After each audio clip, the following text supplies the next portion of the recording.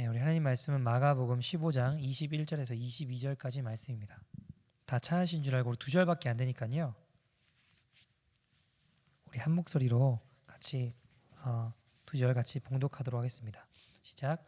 마침 알렉산더와 루포의 아버지인 구레네 사람 시몬이 시골로부터 와서 지나가는데 그들이 그를 억지로 같이 가게 하여 예수의 십자가를 지우고 예수를 끌고 골고다라 하는 곳, 번역하면 해골의 곳에 이르러.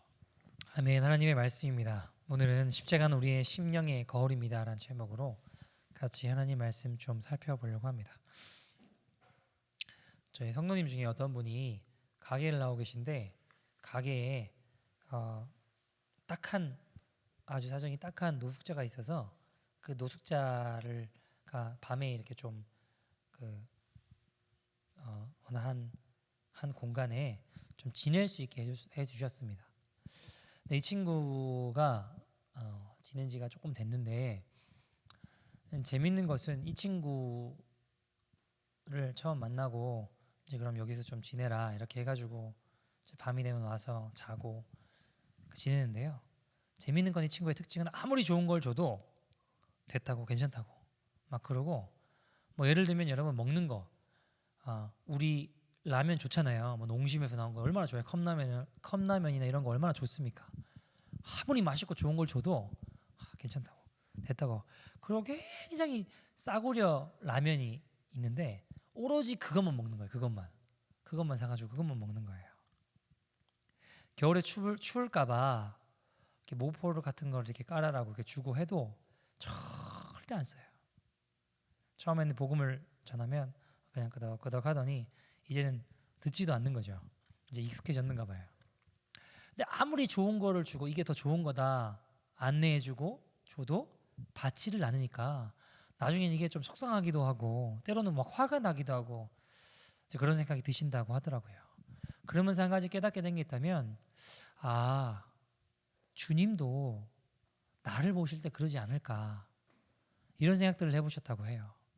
다시 말해 내가 그 노숙자를 보면서 아무리 좋은 걸 갖다 줘도 됐다고 괜찮다고 하고 오직 그 싸구려 라면만 고집하는 것처럼 주님 우리에게 아무리 좋은 것들을 주려고 해도 괜찮다고 난 내 멋대로 살겠다고 내 고집대로 살겠다고 내가 하고 싶은 대로 살겠다고 아니야 내가 더 좋은 걸 주려고 해 최선의 것을 주려고 해 너는 잘 몰라 내가 더 좋은 걸 주려고 해 그래도 고집 부리는 그 노숙자처럼 똑같이 우리가 주님 앞에 고집 부리고 싸구려 라면만 붙들고 살아가는 모습이 꼭 내 모습은 아닌가라는 생각들을 해보게 되셨다라고 합니다. 여러분 그 노숙자의 모습이 내게는 거울이 돼서 주님의 마음을 보게 된 거죠. 주님의 마음을 알게 하는 것이죠. 오늘 본문은 어떤 내용인가요? 잘 아시는 대로 구레네 사람 시몬의 이야기입니다. 예수님께서 십자가를 짊어지시고 너무 많이 채찍질 당하시고 너무나 많이 고통 가운데 계셨기 때문에 그 너무 무거운 십자가를 도저히 짊어지고 올라가실 수가 없는 거예요. 그래서 골고다라 하는 그 언덕을 갑자기 구경하고 있다가 로마 군병에게 발각이 돼서 너 일로 나와봐 하더니 예수님이 지는 십자가를 대신 억지로 지게 되었습니다. 속으로 이런 생각이 들 수 있었겠죠. 재수없다. 이 무거운 십자가를 내가 왜 지는 걸까? 엄청 무겁네. 덩치가 좋았다는 이유 하나 때문에 그 십자가를 지게 되었습니다. 예루살렘 구경하러 왔다가 엉겹결에 그 현장에 있다가 로마 군병에 의해서 그 십자가를 억지로 지게 된 것이죠. 여러분 이 구레네 시몬은 쉽게 말해 억지로 십자가를 진 사람입니다. 우리 성도님들 가운데도 억지로 십자가를 지는 분들이 계실 것 같아요. 우리의 가정에서 억지로 십자가를 지고 사시는 분도 많이 계실 것 같습니다. 사랑해서 결혼했는데 때로는 아들이 태어났고 자녀가 태어났는데 보니까 장애를 가지고 있는 거예요. 내 십자가네 하고 기르고 계시는 분도 있을 수 있고요. 또 정말 직장 이거 때려치고 싶은데 때려치고 싶어 죽겠는데 마지못해 가정을 돌봐야 되니까 십자가다 생각하고 지고 계시는 분들도 계실 겁니다. 또 아내는 남편을 바라보며 남편은 아내를 바라보며 부모는 자녀들을 바라보며 심지어는 자녀들이 부모를 바라보며 십자가다 십자가다 이렇게 생각하시는 분들도 계실 겁니다. 박보영 목사님이 안성에서 엄청 고생하시다가요, 이 가족분들 중에 한 분이 그 추운 겨울날 아주 따뜻한 코트를 놓고 가신 거예요. 안 받으니까 그냥 놓고 가신 거죠. 거울 앞에 서서 그 코트를 입었는데 너무 따뜻하고 너무 멋있고 너무 좋더래요. 자, 그리고 그 코트를 입고 처음 바깥에 나갔는데 앞에 누가 있어요?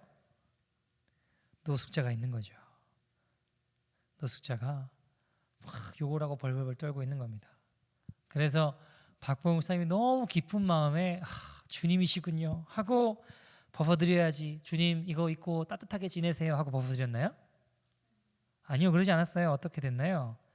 짜증나게 저 사람 저기 왜 있냐고 그러면서 억지로 나도 추워 죽겠는데 그러시면서 억지로 그거 벗어 주셨다고 하셨어요.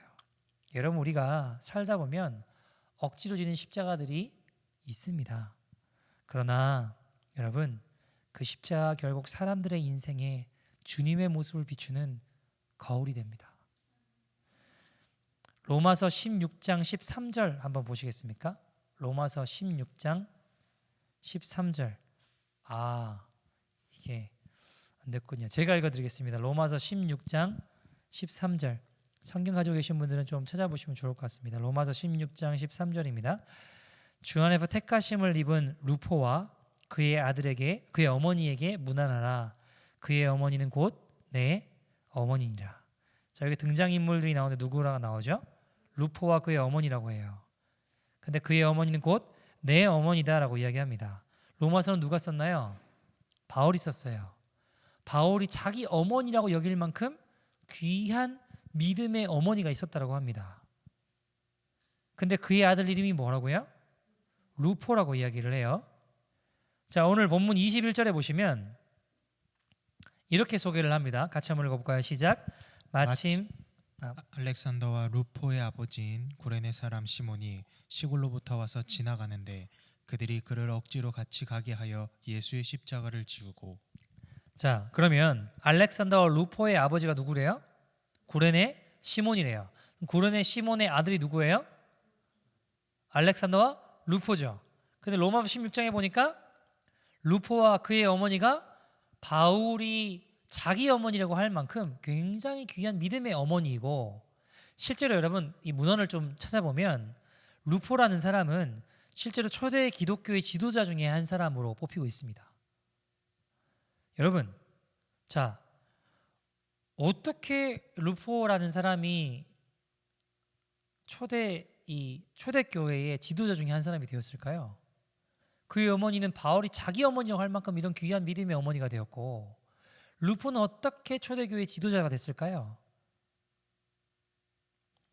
여러분, 저는 그 이유 중에 하나가 예수님의 십자가를 대신 진 아버지 구레네 사람 시몬을 보았기 때문이라고 생각합니다. 억지로 진 십자가지만 그가 후에 예수를 믿게 될 때 아버지가 대신 예수님의 십자가를 지셨다는 것들을 생생하게 그는 기억했을 것입니다. 여러분, 그에게는 거울이 되는 아버지의 모습이 있었습니다. 자랑스러운 아버지였습니다. 우리 아버지가 비록 억지로 지시긴 하셨지만 우리 예수님의 십자가를 대신 짊어지셨어. 자녀는요, 부모가 한 것을 보고 배운 대로 자라게 되어 있습니다. 여러분, 저희 교회 성도님 자녀들 중에 이 세컨 제너레이션 아이들이 있잖아요. 한 아이가 부모님이 교회에 가서 가만히 보니까 연세가 있는 여자 어른들한테 권사님 이렇게 하는 걸 자꾸 봤어요. 그래서 이 아이가 어떻게 인식을 했냐면 그 연세가 있는 여성 성도님들, 여자분들에게는 권사님이라고 하는구나라고 깨달은 거예요. 근데 집에 개를 키우는데 암컷입니다. 나이가 좀 많아요. 죽을 때가 다 됐습니다.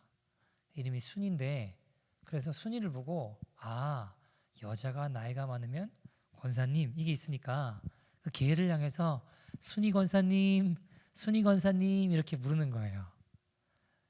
여러분, 뭐 우스갯소리긴 하지만 왜 이런 일이 벌어질까요? 부모가 한 것을 보고 그대로 배우기 때문이에요. 거울이 되는 거예요. 여러분, 내가 화를 안 내는데 자녀가 화를 막 낼까요? 내가 욕을 안 하는데 자녀가 막 욕을 할까요? 거의 그런 경우는 잘 없더라고요. 이기는데 거의 없어요. 여러분, 교회에서의 모습과 집안에서의 모습이 여러분 어떻게 다르십니까? 다르다면 그 거울은 자녀에게 하나님은 이중적인 분으로 비춰지게 될 거예요. 교회에서의 모습과 직장에서의 모습이 어떻게 다릅니까? 그 거울이 직장 동료들에게 비춰질 것입니다. 여러분, 십자가 지는 거는 어려워요. 그죠? 그러나 기억하십시오. 그것은 선택이 아니라 주님을 따르는 우리 모두에게 주시는 하나님의 축복입니다. 왜요? 그곳에 생명이 있습니다. 그곳에 천국과 지옥에 갈리는 현장이기 때문입니다. 여러분, 자녀는 부모의 거울입니다.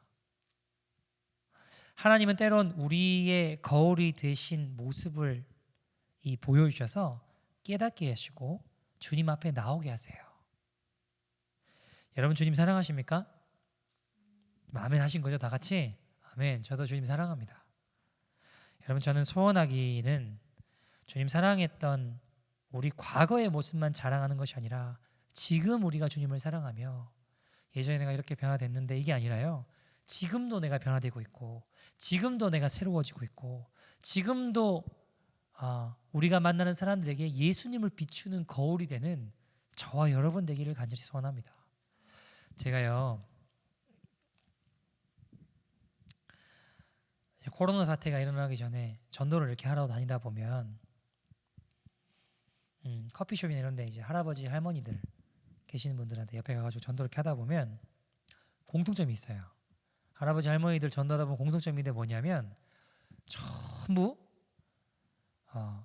일단 전부 한국에서 한 가닥씩 하셨습니다. 한국에서 내가 이런 삶을 살았고 난 이런 사람이고. 근데 여러분, 재밌는 게 뭐냐면 다 과거만 자랑해요. 지금 내가 어떻게 살고 있다는 이야기는 별로 없어요. 무슨 말인지 아세요? 전도를 하다 보면 할아버지 할머니들 이야기를 나누다 보면 전부 과거의 일들만 자랑한다고요. 여러분,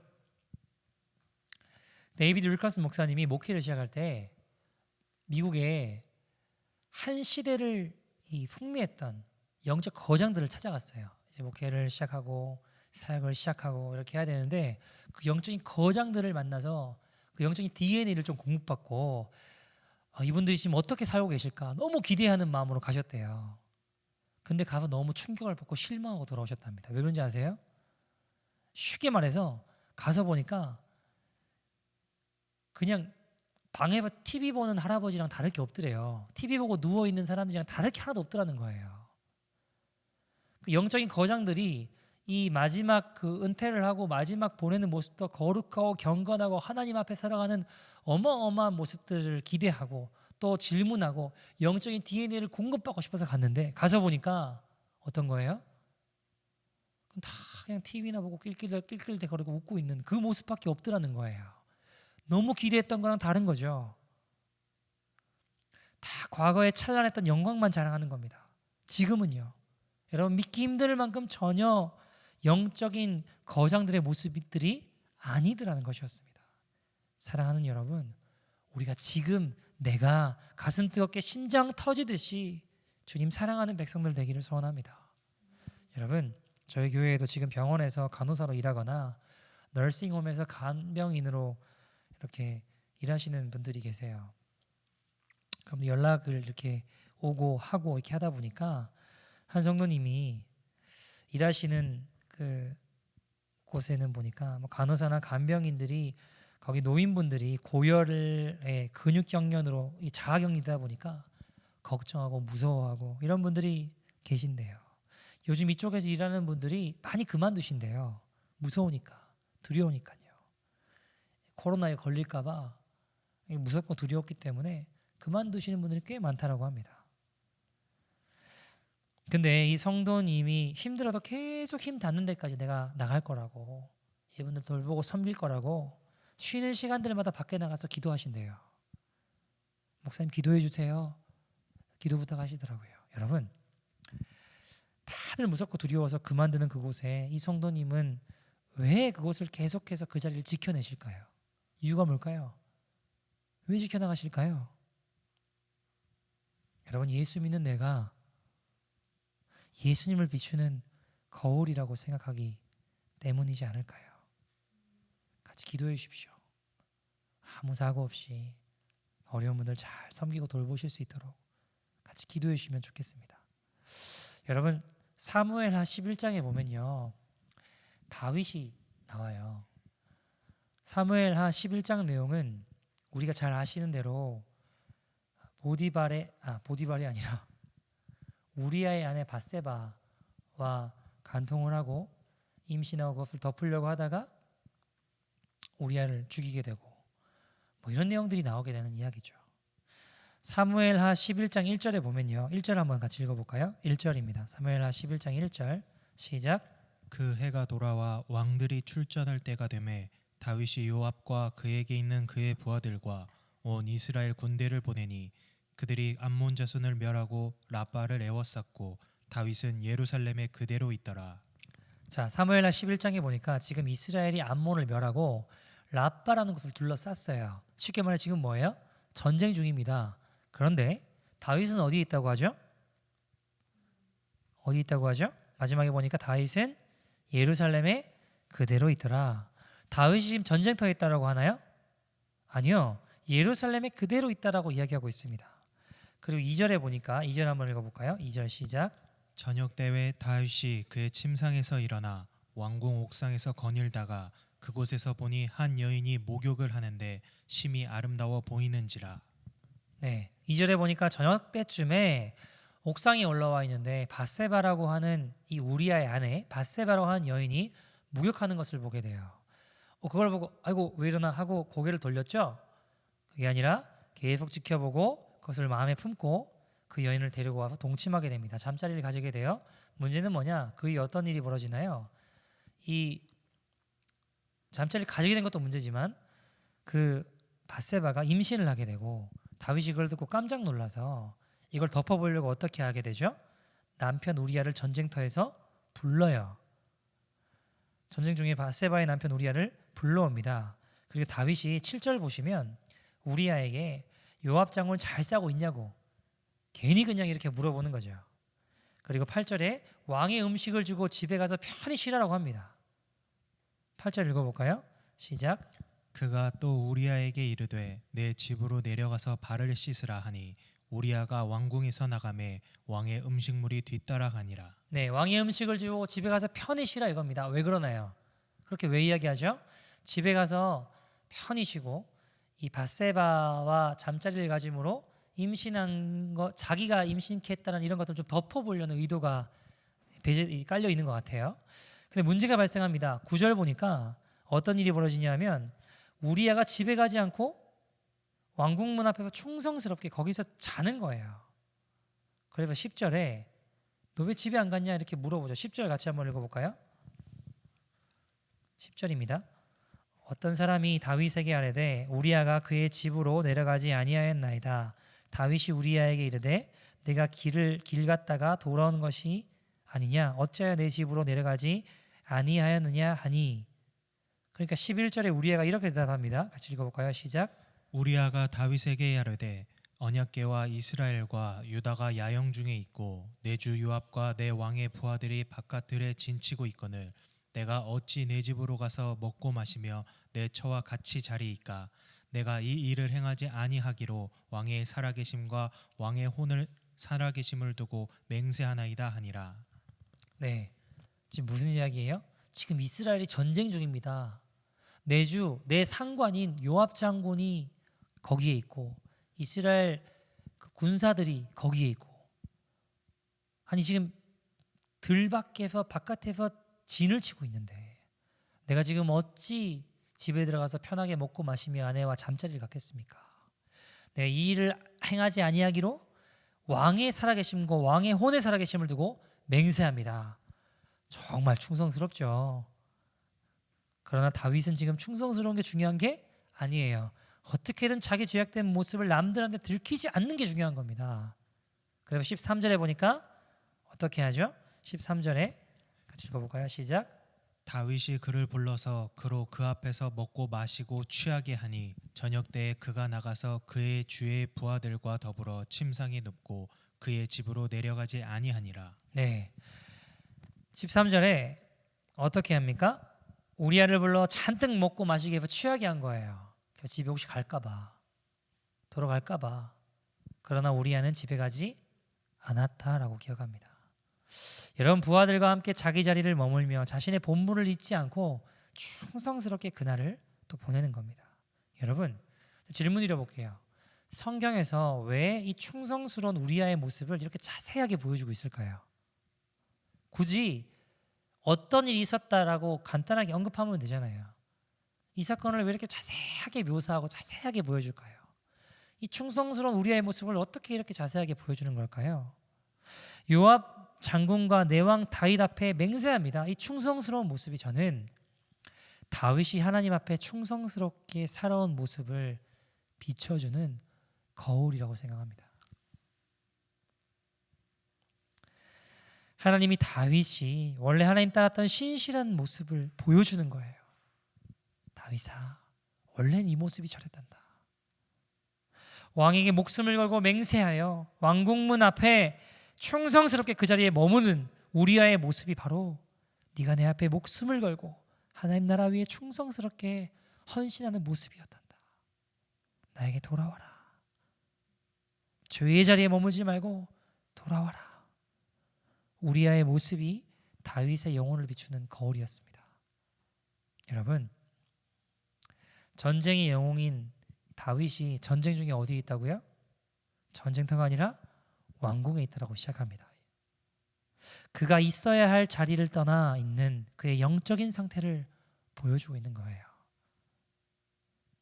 그리고 죄를 범한 그에게 하나님은 우리아의 모습을 보여주시면서 다윗아, 내가 너를 사랑한다. 내게 돌아와라. 내게 돌아와라. 그 죄에서 돌이켜 회개하고 돌아와라. 그게 네가 살 길이야. 내가 너를 사랑한다. 문제는 우리아를 보고도, 하나님 보여주시는 거울을 보고도 다윗은 깨닫지 못했다라는 것입니다. 사랑하는 여러분, 하나님께서 저와 여러분에게 보여주시는 거울은 무엇입니까?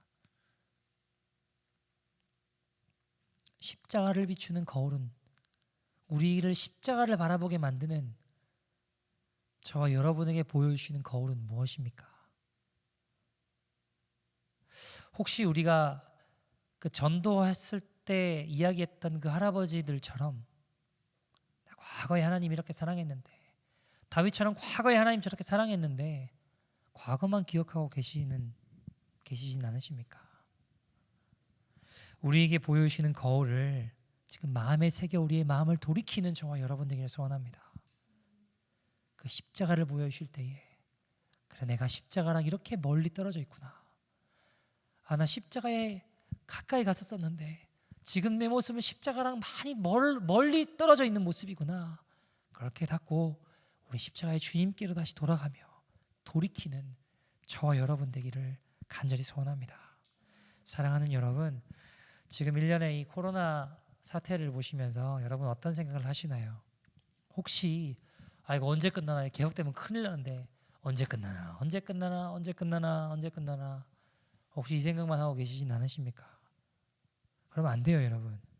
우리가 이 코로나를 보면서 우리의 마지막 최후의 때를 미리 잠깐 비추어주는 거울이 되어야 됩니다. 처음에요, 여러분, 사람들이 교회 못 가면 간절해져요. 근데 여러분 이게 지속되면 어떻게 되는지 아십니까?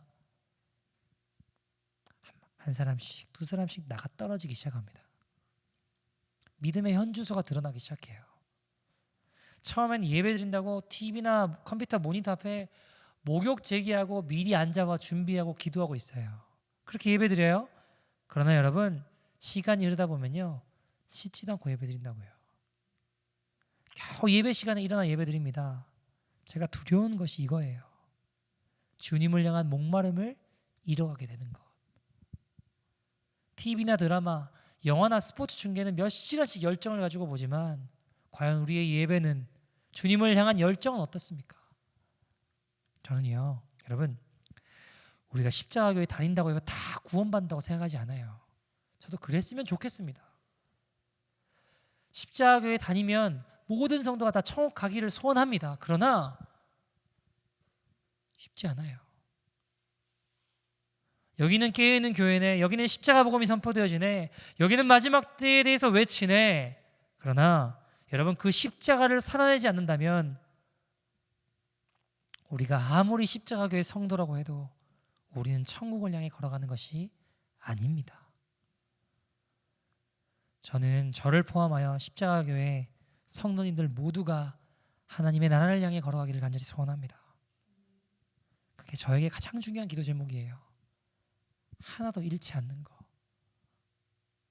여러분 구레네 시몬의 자녀들이 아버지가 진 십자가를 보며 자랐어요. 우리도 마찬가지로 우리의 영혼을 비추는 십자가 거울을 보며 내 영혼이 회개와 생명으로 인도함 받는 저와 여러분 되기를 소원합니다. 여러분 그래서 이번 주부터 비록 온라인이긴 하지만 영적 대각성 집회를 준비했습니다. 우리의 영혼이 십자가로 각성하고 토론토가 여호와께로 돌아오고 아니 온 열방이 무릎 꿇고 가슴을 치며 주님 앞에 돌아가는 심령의 거울이 비치는 시간 되기를 간절히 소원합니다. 그래서 호세아서 6장 1절은 이렇게 이야기합니다. 같이 한번 읽어보죠. 시작. 오라 우리가 여호와께로 돌아가자. 여호와께서 우리를 찢으셨으나 도로 낫게 하실 것이요 우리를 치셨으나 싸매어 주실 것입니다. 오라 우리가 여호와께로 돌아가자. 오라 우리가 여호와께로 돌아가자. 그가 우리를 찢으셨으나 낫게 하실 것입니다. 우리를 치셨으나 우리가 회개하고 주님께로 돌아갈 때 싸매어 주실 것입니다. 저는 기도합니다. 여러분 이 시간들로 영적인 대각성이 일어나 여호와께로 돌아가는 시간 되게 하여 주시옵소서. 시간 되기를 간절히 소원합니다. 한 이야기 드리고 말씀을 제가 좀 정리하죠. 중국 지하교회 이야기입니다. 중국 지하교회 지도자 중에 왕명도 목사님이라는 분이 계셨습니다. 나눈 적이 있는 것 같아요. 중국의 모태똥이 통치하던 시절에 중국 지하교회 지도자 가운데 한 분이셨는데 이분이 잡히게 되셨습니다. 지하교회를 핍박하던 시절에 결국 잡히게 되셔서 중국 공안으로부터 공안 당국으로부터 많은 고문을 당하시죠. 얼마나 지독한 고문이었는지 이 고문받는 과정에 그러면 안 됐는데 그 고통을 이기지 못하고 이 왕명도 목사님이 예수님을 부인하게 돼요. 예수님을 부인하니까 마음이 괴로웠죠. 그러나 동시에 풀려나게 됩니다. 집으로 돌아와서 마음이 편하겠나요? 마음이 괴롭긴 했는데 그래도 풀려나서 이렇게 지내시던 중에 어느 날 갑자기 두통이 시작되는 거예요. 머리가 너무 아픈데 아무리 약을 먹어도 해결되지 않아요. 할 수 있는 모든 걸 다 동원해서 해봤는데 이게 낫지 않는 거예요. 계속 아픈 겁니다. 별의별 약을 다 써봤지만 아무리 해도 낫지 않는 거예요. 그 두통은 떠나지 않고 그를 계속해서 괴롭힙니다. 기도하는 가운데 그때 마음속에 예수님을 저주 맹세에 부인했던 베드로가 떠오르는 거예요. 그래,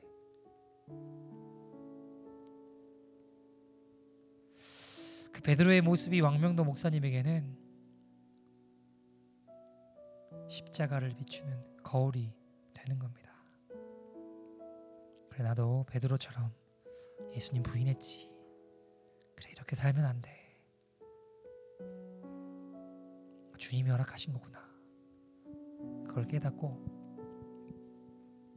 간절히 회개하고, 그는 기도가 끝나자 자리에서 일어나 북경 시내 거리로 나아갔습니다.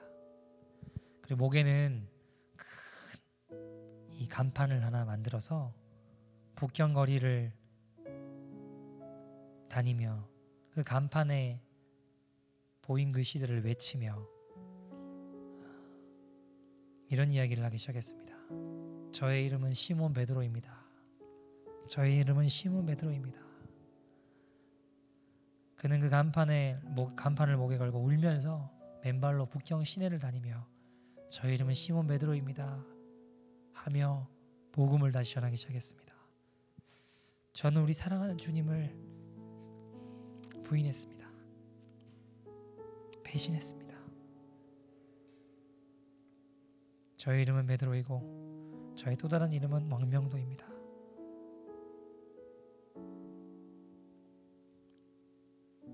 여러분, 여호와께로 돌아갑시다.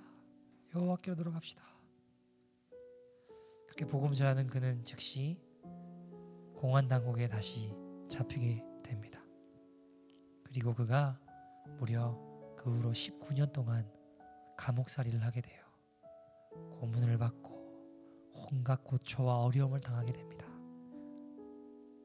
그러나 그가 다시 믿음으로 돌아왔다는 소식이 이 중국 지하교회에 굉장히 큰 믿음의 회복의 소식으로 중국 젊은 이 지하교회 지도자들을 일으켜 세우기 시작했습니다. 수많은 순교자들을 일으켜 세웠습니다. 그리고 당시 중국 지하교회는 마치 지금처럼 이 교회들을, 중국이 지금 교회들을 얼마나 박해하고 교회들을 얼마나 때려 부수고 있습니까? 그런 상황이었음에도 불구하고 하나님의 놀라운 기적과 부흥을 경험하게 된 거예요. 자기가 19년이라는 감옥살이를 하고 나오게 되는 그날, 인도 출신의 유명한 전도자였던 라비 제카라이스라는 사람이 이 왕명도 목사님을 찾아와요. 그리고 이렇게 물어봅니다. 왕 목사님, 어떻게 19년이라는 시간 동안 그 모진 지독한 감옥 생활을 하면서도 그 고통과 고난을 이겨낼 수 있었던 비밀이 무엇입니까? 이때 왕명도 목사님이 빙그레 웃으며 이렇게 대답했다고 합니다. 제가 대답 대신 찬송을 부르고 싶습니다. 그의 몸은 늙었고 손 마디마디는 다 뒤틀려 있었으며 곁에 있던 그의 아내는 앞을 보지 못하고 있었지만 왕명도 목사님은 빛나는 눈동자로 조용히 찬송을 부르기 시작했습니다. 나의 갈 길 다가도록 예수 인도하시니 내 주 안에 있는 긍휼 어찌 의심하리요. 믿음으로 사는 자는 하늘 위로 받겠네. 무슨 일을 만나든지 만사형통하리라. 무슨 일을 만나든지 만사형통하리라. 찬송 후에 그는 이렇게 말을 이어갔습니다. 저는 감옥에서 이 찬송을 하루도 잊은 적이 없습니다. 저는 또한 하루도 이 찬송을 감옥에서 부르지 않은 적이 없습니다. 그리고 이 찬송의 가사처럼 하늘의 위로가 저에게 임했습니다. 나 비록 주님 배신했지만 그 베드로의 모습이 나의 십자가의 거울이 되어 내가 다시 십자가의 주님께로 나아가게 될 때 주님은 제게 하늘의 위로를 날마다 공급해 주셨습니다. 주님이 저를 위로해 주셨습니다. 그래서 제가 있던 감옥은 작은 천국이 되었습니다. 사랑하는 여러분, 오늘 이 시간 우리 개인 각자에게 주님이 비춰주시는 십자가의 거울은 무엇입니까? 왕명도 목사님의 모습이 우리를 십자가로 인도하는 우리의 영혼의, 우리의 심령의 거울은 아니시지요. 가족들 앞에서 저와 여러분이 주님의 거울입니다.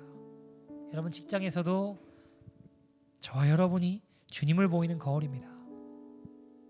다윗 앞에선 우리아가 다윗을 십자가로 주님께로 돌아오게 하는 거울이었던 것처럼, 루포와 알렉산더 앞에서 억지로지만 십자가를 지고 걸어갔던 그의 아버지 구레네 시몬이 그 자녀들에게 십자가를 비추는 거울이었던 것처럼, 왕명도 목사님이 비록 주님 배신했다가 다시 돌아와 고문과 핍박 가운데 십자가 지고 승리하신 그 모습이 주님을 비추는 우리의 심령의 거울입니다. 사랑하는 여러분,